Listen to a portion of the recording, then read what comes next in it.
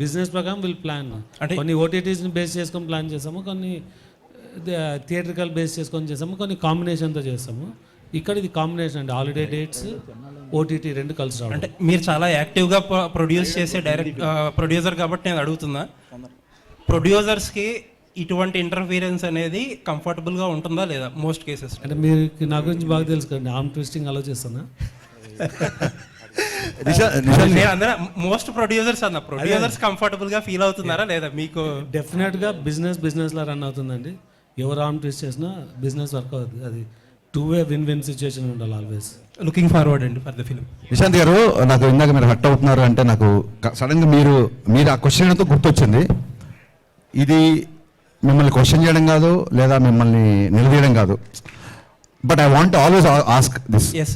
ఏమైందంటే సుమ గారు ఒకసారి స్నాక్స్ గురించి ఒక కామెంట్ చేసినప్పుడు మీరు ఆవిడ కాదు క్వశ్చన్ వినండి, చాలా మంచి సార్ వినండి, మీరు చాలా బాగా అడిగారు. నన్ను ఫినిష్ చేయని చెప్పండి సార్. సో డెఫినెట్గా, ఎందుకంటే మీరు అడగడం తప్ప మీరు క్వశ్చన్ లేని వాళ్ళు మీకు ఎక్స్పీరియన్స్ ఉండదు కాబట్టి మీరు మధ్యలో కట్ చేస్తున్నారు. ఒకసారి పూర్తిగా వినండి. సుమ గారు స్నాక్స్ గురించి కామెంట్ చేసినప్పుడు మీరు హట్ అయ్యారు. So I appreciate that. నేను తిన్నప్పుడు కూడా ఎవరైనా అట్లా మాట్లాడితే నేను హట్ అవుతా. మీరు హట్ అవడంలో 200% న్యాయం ఉంది. వినండి సార్, మళ్ళీ మీరు వినట్లేదు సార్.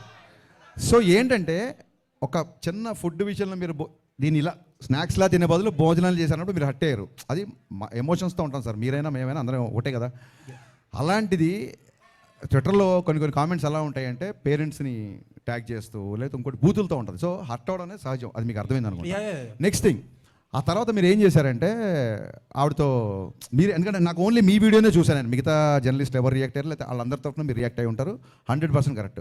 ఆవిడతో సారీ ఏదో చెప్పించారు, ఇట్స్ ఓకే.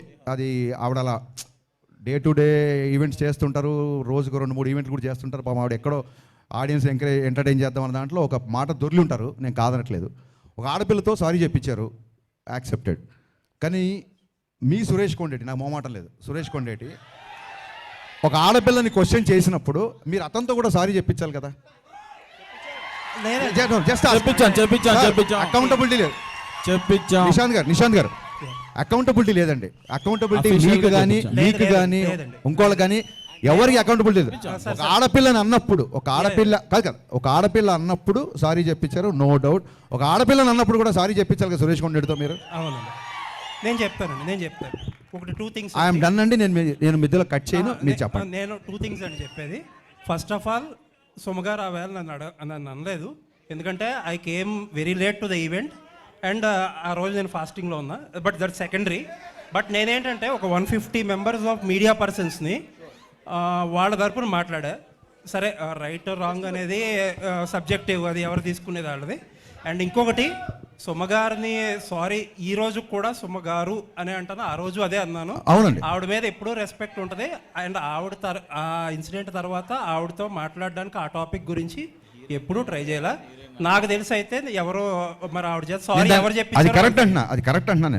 ఇంకొకటి ఏంటంటే, మీరు ఇంకొకటి ఏదో ఒక జర్నలిస్ట్ గురించి నేను పేరు చెప్పడం మొహమాటం లేదండి, నేను చెప్తాను. సురేష్ కొండేటి చెప్తున్నారు, మీకు తెలుసో లేదో నాకు, నేను ఆయనకి చెప్పే, ఆయన సీనియర్ కాబట్టి నేను చెప్పకూడదు కానీ, బట్ ఐ థింక్ సో ఇప్పుడు ఆల్రెడీ అసోసియేషన్స్ ఉన్నాయి, దానికి తగ్గట్టు కొన్ని స్టెప్స్ అయితే తీసుకున్నారు కూడా. Thank you for your patience అండి. Thank you so much. Apart ఈ కాంట్రవర్షియల్స్ పక్కన పెడితే కంటెంట్ పరంగా ఇది రియల్ ఇన్సిడెంట్.